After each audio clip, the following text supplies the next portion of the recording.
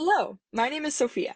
This past spring break, Ashley and I had the opportunity to volunteer with Food to Power in Colorado Springs via KU Alternative Breaks. Before going on this alternative breaks trip, I was very nervous about what to expect from volunteering and tasks we would be given. Additionally, I was nervous about the church where we would be sleeping and staying.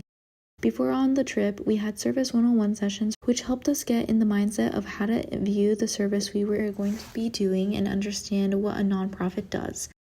In Service 101, we learned about the importance of ethical service and putting community needs first.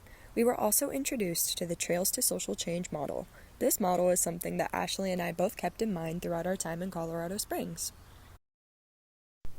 To evaluate the community need, we looked to Food to Power's mission statement. Food to Power is a nonprofit that aims to cultivate a healthy, equitable food system in the greater Colorado Springs community. The word equitable is a key part of Food to Power's mission because they want to ensure that all people, regardless of means, have access to food. During the trip, to better understand Food to Power's mission, I spoke with their compost manager, Al Lake. They informed me that the southeastern part of Colorado Springs has had less and less money going into their neighborhoods, so residents have lost accessibility to goods. Food to Power likes to refer to this phenomenon as a food apartheid, meaning that these people are disconnected from resources compared to more affluent parts of the city. The current gap in life expectancy between these regions of Colorado Springs is 20 years, which is often passed through generations.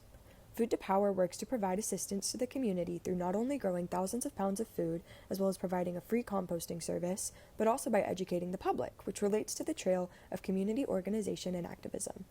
There was a proposed merger between Kroger and Safeway, two grocery stores, which would have meant that many Safeway locations in southeastern Colorado Springs would be shut down. This would further the food apartheid. Food to Power was a strong advocate against this merger. They also put a large focus on the community.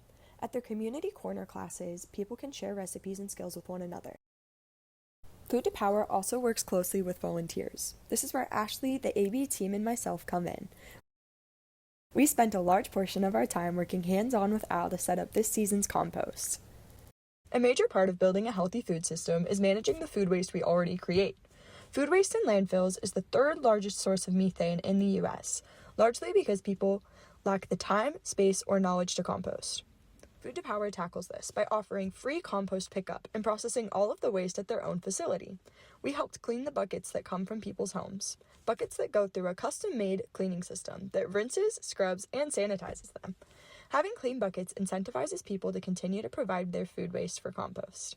When we went inside for a break, the staff were grateful to have the buckets ready to go.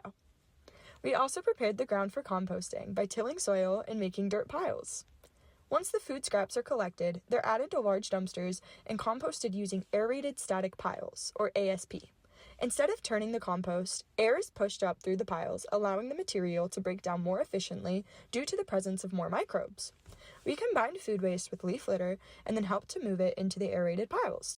Colorado Springs does not have very arable soil. Compost, once ready, will help replenish nutrients to allow for soil remediation. This helps cultivate nutritious food, honoring Food to Power's mission. This system turns community food waste into something useful and feeds into another one of Food to Power's initiatives, sustainable farming. We spent a substantial amount of time weeding gardens for use. Spinach was ready to harvest in the greenhouse, so we also helped to pick it. Not only did we clean out buckets for composting, but we also cleaned out the soil containers inside of the greenhouse. Food to Power is very reliant on volunteers to do tasks like this. We were told that although harmful microbes can enter the buckets, potentially posing a threat to crops, the staff have not had time for cleaning in months. Although indirect service, this really helped me to feel the impact of the work that we were doing.